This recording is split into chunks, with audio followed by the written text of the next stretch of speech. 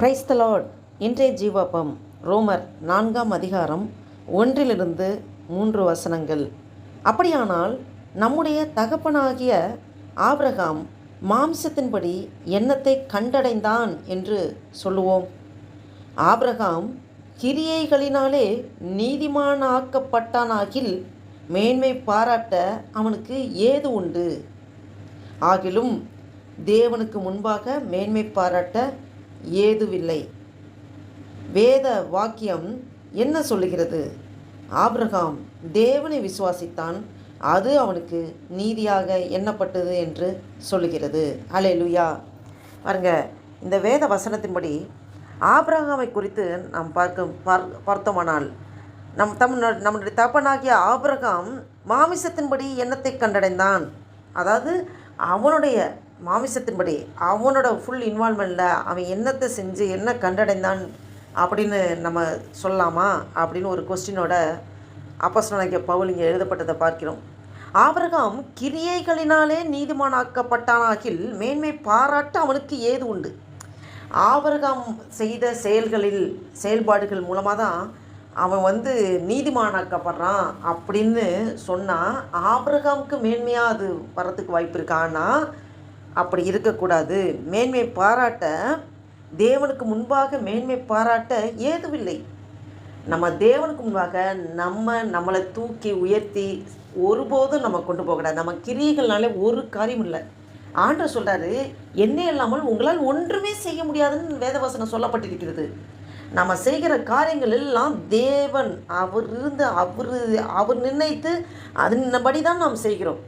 நம்மளால் சுயமாக ஒன்றுமே செய்ய முடியாது என்று சொல்லப்பட்டிருக்கிறது. அப்படி இருக்கும்போது ஆபிரகாம் கிரியைகளினாலே நீதிமானாக்கப்பட்டானாகில் மேன்மை பாராட்ட அவனுக்கு ஏது உண்டு? ஆகிலும் தேவனுக்கு முன்பாக மேன்மை பாராட்ட ஏதுமில்லை. வேத வாக்கியம் என்ன சொல்கிறது? வேத வாக்கியம் நாம் வாசிக்கிறோம், ஆபிரகாம் தேவனை விசுவாசித்தான், அது அவனுக்கு நீதியாக எண்ணப்பட்டது என்று சொல்லுகிறது. ஆமென். இதுதான் கிறிஸ்தவ வாழ்க்கையில் மிகவும் முக்கியமான ஒன்று.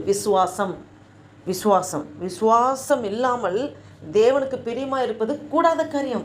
தேவனை பிரியப்படுத்த வேண்டுமென்றால், தேவனுக்கு பிரியமானபடி நாம் நடக்க வேண்டுமென்றால், நாம் விசுவாசமாக தேவன் மேல் வைக்கிற விசுவாசத்தில் உறுதியாக இருக்க வேண்டும். துளி அளவு கூட நமக்கு அவ்விசுவாசம் இருக்கக்கூடாது. அந்த விசுவாசம் தான் ஆண்டவர் உங்களோடும் என்னோடும் எதிர்பார்க்கிறார். பாருங்கள், ஆபிரகாம் தேவனை விசுவாசித்தான், அது அவனுக்கு நீதியாக எண்ணப்பட்டது. அதுதான் அவருடைய அந்த விசுவாசத்தின் அடிப்படையில் தான் நீதிமானாக்கப்பட்டான். நீதிமான் அப்போ அவனுடைய கிரியைகள்னாலே நீதிமான் ஆக்கப்படவில்லை. கிரியை நம்மளுடைய நற்கிரியை நம்ம செய்கிறோம், நம்ம 4 பேத்துக்கு உதவி செய்கிறோம், நான் அது பண்ணேன் இது பண்ணேன் அதனால் நான் ஆண்டுக்கு பிரியமானபடி நடக்கிறேன் அப்படி சொல்கிறதுல ஒன்றுமே கிடையாது. அவரோட சுத்த கிருபை. நம்ம ஆண்டவர் மேலே வைக்கிற விசுவாசத்தில் உறுதியாக தரிச்சிருக்கணும். அவருடைய கிருபையினால தான் நம்மளை தாங்குறார், நம்மளை நடத்திக்கிட்டு இருக்கார். நம்மளுடைய கிரியைகள்னாலே ஒன்றுமே இல்லை. பாருங்கள், ஆபிரகாம் தேவனை விசுவாசித்தான், அது அவனுக்கு நீதியாக எண்ணப்பட்டது. அதுதான் அவனை நீதிமானாக மாற்றினது. அப்போ விசுவாசம்தான் மிக முக்கியம். இந்த வீடியோவை கேட்டுக்கொண்டிருக்க என் அன்பு தேவ பிள்ளைகளை, உங்களோடும் என்னோடும் ஆவியானவர் பேசி கொண்டிருக்கிறது என்னவென்றால், நம் மண்டையில் ஆண்டவர் எதிர்பார்க்கிறது 100% விசுவாசம். இன்னும் சொல்லப்போனால், இந்த ஒரு மத்தையில் நம்ம பார்க்குறோம், இந்த கட்டுக்கு விதையிலும் விசுவாசம்தான் இந்த மலையை பார்த்து பேர்ந்து அப்பாலே போகுன்றிருக்கு. பாருங்கள், கொஞ்சம் யோசிச்சு பாருங்கள். கட்டுக்கு விதையே சின்னது, அதை கட்டுக்கே சின்னது, கட்டுக்கு விதை ரொம்ப சின்னது, கட்டுக்கு விதையளவு விசுவாசம். அப்போ ஆண்டவர் என்ன சொல்கிறது? நீ கொஞ்சம் விசுவாசம் இருந்தால் அந்த மலை அவ்வளோ பெரிய மலையை பார்த்து பேர்ந்து அப்பாலே போகும். அப்போ ஆண்டவர் அவர் வாயிலிருந்து சொல்லப்பட்ட வார்த்தைகள், இது மலை பிரசங்கத்தில் சொல்லப்பட்ட வார்த்தைகள். பாருங்கள், கடுகு விதையில விசுவாசம்தான் அந்த மலையை பார்த்து பேர்ந்து அப்பாலே போகும். அப்போ பாருங்கள், அந்த மலையை பேர்க்கத்தக்கதான ஒரு காரியம் இந்த நம்மளுடைய வாழ்க்கையிலே இன்னும் அசைக்க முடியாத காரியம். ஐயோ, இது மாறவே மாறாது, ஐயோ இந்த ஆத்மா திருந்தாது, என் வாழ்க்கையில் நடக்கிறதுக்கு வாய்ப்பே இல்லை அப்படின்னு நங்கூர மாறி அசைக்க முடியாமல் உறுதியாக இருக்குதா மலை மாதிரி பிரச்சனை? அது கடுகு விதையில மாதிரி விசுவாசம் இருந்தால் போதும், பேர்ந்து அப்பாலே போகும். அந்த சூழ்நிலைகள் மாற்றப்படும் என்று ஆண்டவர் சொல்லுகிறார். இந்த நாளில் இந்த சிந்தையோடு நாம் ஆண்டவர் நோக்கி ஜெபம் செய்வோம். அன்பும் இரக்கம் நிறைந்த பரம தகப்பனே நன்றியோடு துதிக்கிறோம் ஐயா, ஸ்தோத்திரிக்கிற கர்த்தாவே. இந்த அருமையான நாளைக்கா நன்றி செலுத்துகிறோம்.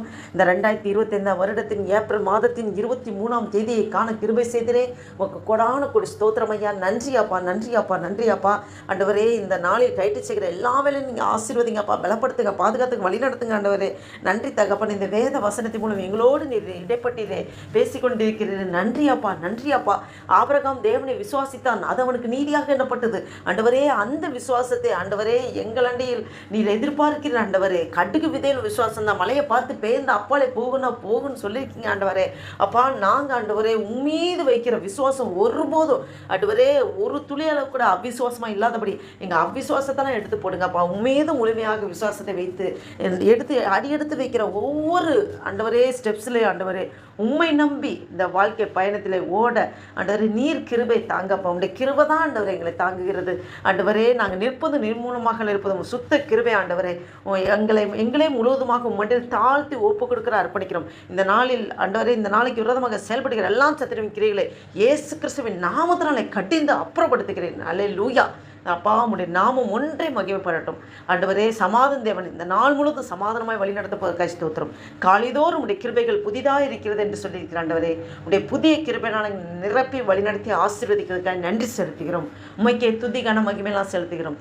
இயேசு கிறிஸ்துவின் நாமத்தினாலே ஜெபிக்கிறோம் ஜீவனுள்ள எங்கள் நல்ல பிதாவே. ஆமேன், ஆமேன்.